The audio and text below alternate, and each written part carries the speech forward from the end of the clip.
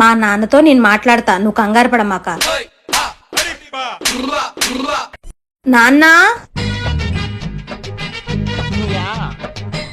ఏంటమ్మా ఎవడీడు? నాన్న నేను ఈయన్ని ప్రేమించాను, ఈయన్నే పెళ్లి చేసుకుంటాను.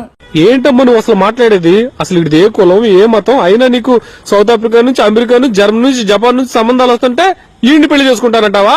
అదంతా నాకు తెలీదు, నేను ఈయన్నే పెళ్లి చేసుకుంటాను. ఓరి దేవుడా.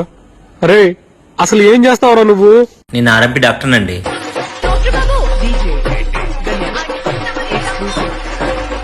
ఆర్ఎంపీ డాక్టర్ ఏంటమ్మా అల్లుడి గారిని రోడ్డు మీద నుంచి పెట్టి మాట్లాడుతున్నావు? రెండల్లుడి గారు లోపలికి రండి. రెండల్లుడి గారు కాపీ తాగుతారా ముందేసేద్దామా?